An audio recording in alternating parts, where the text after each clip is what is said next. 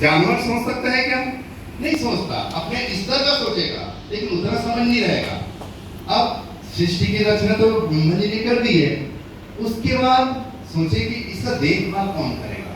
भाई इतना अच्छा सुंदर सृष्टि बनाया हूँ, इसका देखभाल कौन करेगा? तो उसने बहुत सुंदर ब्यूटी मनुष्य को बनाया। बहुत सबसे अच्छा सुंदर रहता है नहीं मनुष्य, देखने में बहुत सुंदर। और वो धरती में भेजे कि आप जाना और इस सृष्टि का देखभाल करना। ठीक है, अब मनुष्य आया, बहुत अच्छा से इस धरती के जो आसपास वातावरण, फूल, पेड़, पौधा, जानवर सभी का देखे और उसका उपयोग करना चालू किया। उपयोग तो बहुत अच्छा है, उपभोग भी करना चालू कर दिया। ठीक है ना, उसका ये भी अच्छा है। लेकिन हम मनुष्य जाति एक चीज भूल गए।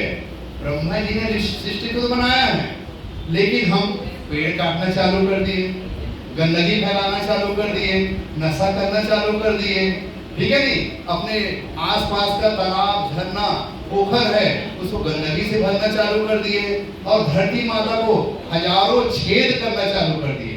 ट्यूबवेल होता ही नहीं होता है, पूरा छेद छेद छेद। आप जहां भी जाओ, जैसे मैं चरोदा में हजारों घर होगा, लेकिन पानी कमी कारण, इसके कारण क्या होता है?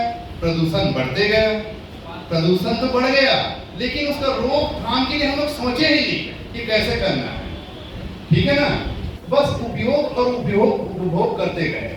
आज पर्यावरण प्रदूषित हो गया कि नहीं हो गया? लेकिन पर्यावरण प्रदूषित हुआ, अब इसको कैसे करें? बचाने का कारण क्या है? कैसे बचाएंगे? पेड़ लगाना।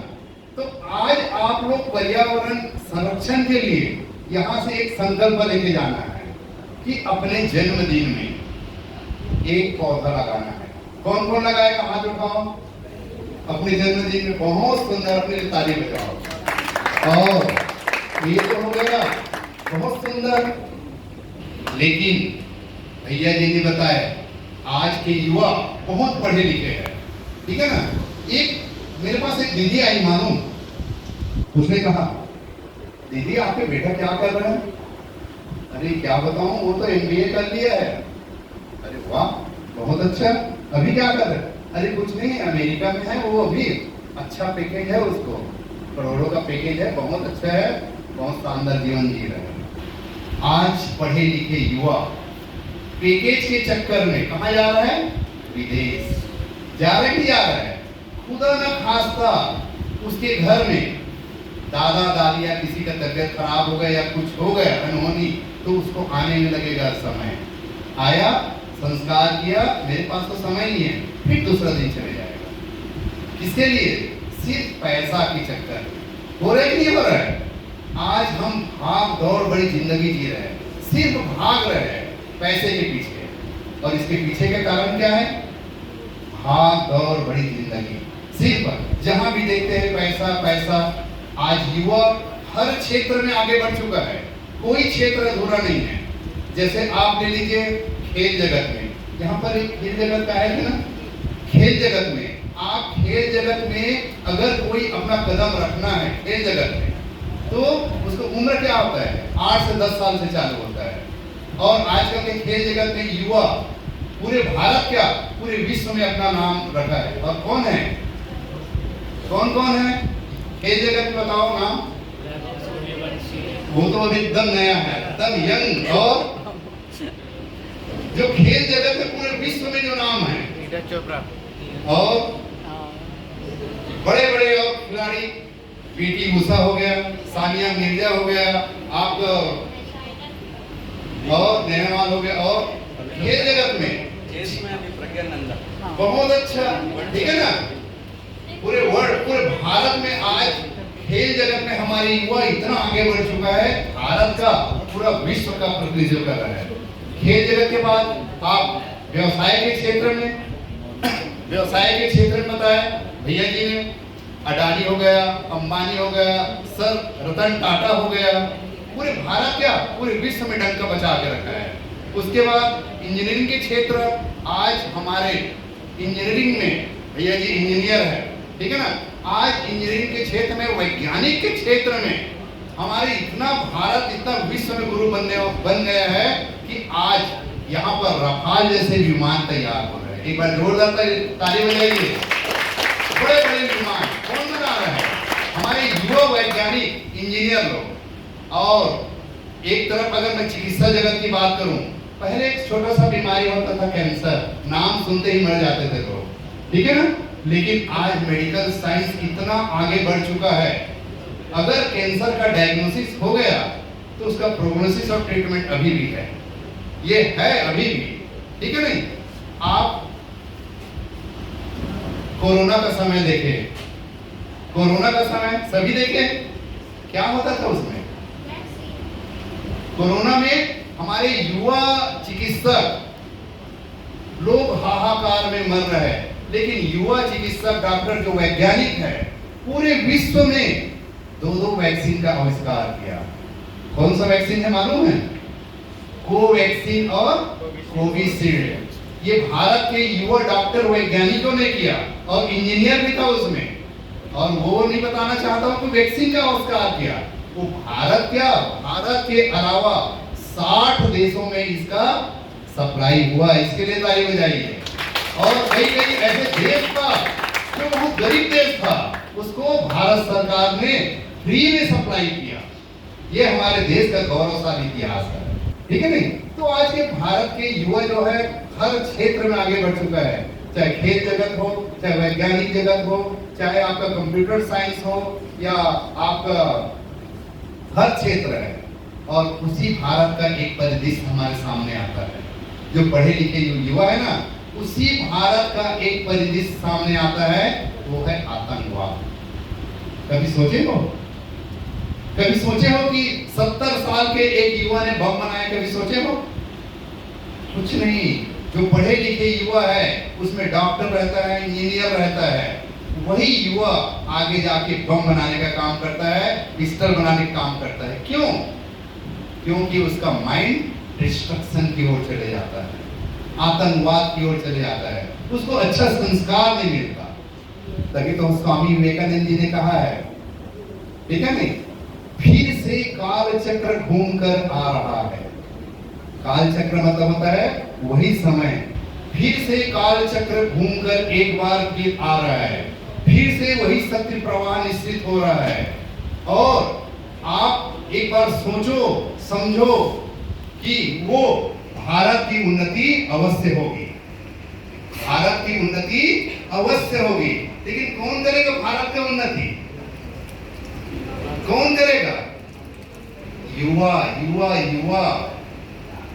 सबकी नजर युवाओं की तरफ रहता है। मानो आप कहीं भी चले जाओ, कुछ अच्छा हो रहा है तो युवा, कहीं पर लड़ाई हो रही थी युवा, कहीं हड़ताल हो रहे थे युवा, हो रहे नहीं हो रहे?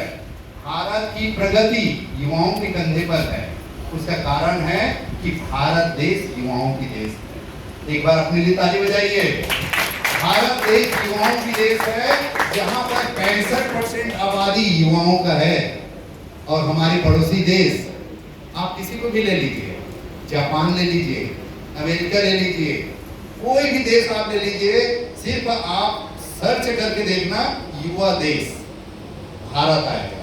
आप मोबाइल चलाते हो ना, ये सर्च करके देखना कि युवा देश सिर्फ भारत देश है। तो भारत की उन्नति और प्रगति सिर्फ युवाओं के कंधों पर है, ठीक है ना? तो हमको क्या करना है? भारत के लिए क्या करना है? अपने आप के लिए अच्छी सोच बनाना है। सफलता पे कुंजी, जैसे आखिरी है सफलता, बी एंड मेक। कौन, किसने कहा है? बी एंड मेक, बनो और बनाओ, ठीक है ना? सिर्फ सबसे पहले मैं आपको कुछ बोल रहा हूं, उसके पहले मेरे को बनना जरूरी है, ठीक है ना? गायत्री परिवार में हमको बनो और बनाओ, स्वामी विवेकानंद जी ने बी एंड मेक कहा है। परम पूज्य गुरुदेव पंडित श्री राम शर्मा आचार्य जी ने कहा है, हम बदलेंगे युग बदलेगा, ठीक है नहीं? स्वामी विवेकानंद जी ने कब से कहा है, और परम पूज्य गुरुदेव ने भी कहा है, हम बदलेंगे युग बदलेगा। इसके लिए 3 चीज होता है। सबसे पहले होता है व्यक्ति निर्माण, अपने आप का निर्माण, ठीक है ना? इसका उदाहरण मैं भी दिया हूं अपने घर से। मैं पहले बदलूंगा और मेरे को देखकर अगर मेरा बच्चा या मेरे घर वाले बदल गए तो वो है दूसरा है परिवार निर्माण। मेरे को पहले बदलना है, मेरे को देखने के बाद मेरे परिवार बदलेगा, ये है परिवार निर्माण। और मेरे घर को देखकर मेरा पड़ोसी अगर बदल गया, ये क्या है? समाज निर्माण। ये तीन है। बस हम बदलेंगे, युग बदलेगा। आपको कौन कौन भगवान को मानते हैं? सभी मानते हैं। भगवान क्या है? अब आएगा सफलता की कुंज, सफलता। भगवान क्या है? कोई देखे हो भगवान को? नहीं। भगवान तो होता है भगवान, ईश्वर और देवता, तीनों अलग अलग है। भगवान भूमि, गगन, वायु, अग्नि और नीर, जल, ये पांच तत्व जो होता है वही भगवान है। ठीक है नहीं? हम लोग अपने गायत्री परिवार में कहा है मनुष्य में देवत्व का उदय, मनुष्य में देवता बनना और इस धरती पर स्वर्ग का अवतरण। आप लोग सभी देवता हो। देवता मतलब क्या होता है? देने वाला। क्या होता है? देने वाला। एक बार क्या हुआ मालूम? चलो मैं आपको कहानी बता रहा हूँ, क्योंकि भूख का समय हो गया मेरे ख्याल से। एक कहानी बता रहा हूँ। एक बार ब्रह्मा जी के पास देवता और राक्षस दोनों आ गए। कौन आए? देवता और राक्षस, मतलब दानव आए कि देवता का पूजा ही आप लोग हमेशा करते हो, हमारा क्यों नहीं करते? सभी दानव है, सबको एकदम झुंड में आ गए, हमारा भी पूजा होना चाहिए, क्यों नहीं होता? बोले वाह, ये बात तो सही है कि देवता का ही पूजा करते, दानव को क्यों नहीं करते? तो ब्रह्मा जी ने सोचे चलो भाई ठीक है, आप लोग ऐसे करो, इसके लिए मैं कुछ प्रॉब्लम है आप लोगों को, तो इसका निराकरण तो करना ही पड़ेगा, क्योंकि ब्रह्मा जी है, सृष्टि की रचना किया है, तो उन्हीं को प्रॉब्लम का सॉल्व करना पड़ेगा।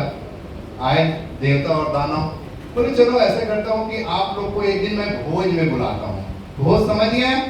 पार्टी। आज पार्टी होगा कि नहीं होगा? वैसे ही ब्रह्मा जी ने बोला कि आज मैं आप सबको पार्टी में बुलाता हूँ, लेकिन आप लोग सब आना एक साथ, और दोनों देवता और दानव। देवताओं के लिए सात्विक आहार पूरा लगा था, अभी लगा है अभी आप लोग के लिए सात्विक आहार, मस्त मिठाई रहेगा, फल रहेगा, खाना रहेगा, एकदम खुशबू आते रहेगा। और दानव जो होता है उसके लिए मांसाहार पीने सबको व्यवस्था था। ठीक है, अब देवता बैठे, दानव भी बैठे इधर। ठीक है, अब बोले कि चलो ठीक है, खाना खाना है आप लोग को, लेकिन मेरा बात को ध्यान से सुनना। बोले कि क्या बात है, कुछ न कुछ तो है, चलो बताइए खाना कौन पहले खाएगा? तो दानव लोग तो पहले रहता है, गरम गरम स्वादिष्ट भोजन करना है, हम लोग पहले खाएंगे करके। ठीक है, चलो ठीक है, तो आप लोग संतुष्ट होकर खाना, लेकिन खाना खाते समय आपका ये हाथ कोहनी मोड़ना नहीं चाहिए। क्या बोले? कोहनी मोड़ना नहीं चाहिए, और संतुष्ट होकर खाना है। अब राक्षसों का मूड खराब, दानव का, कि हम इसको मोड़े कैसे खाएंगे? समझ आ रहा है नहीं आ रहा आप लोग को? सब इधर उधर खाए और फेंके वेके और चले गए। अब देवताओं की बारी आए, तो हम लोग गांव में बैठ के कैसे खाते हैं? पत्थर में एक तरफ इधर लगा रहता है, एक तरफ हम अपने बच्चे को उसी का खाना उसी को खिलाते हैं। अब समझ आए? बिना हाथ को मोड़े आप अपने घर में खिला सकते हो, चाहे मम्मी पापा दादी बच्चे किसी को खिला सकते हो। ठीक है ना?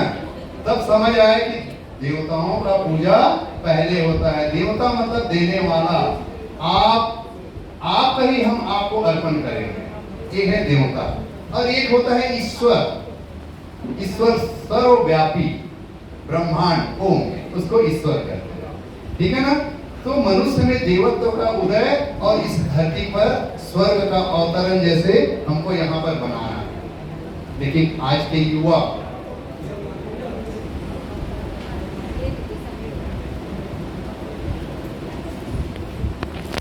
हमारे भारत का, मैं छत्तीसगढ़ की बात करूंगा, आज हमारी युवा शक्ति, तरुणाई शक्ति और ये तरुण शक्ति जितना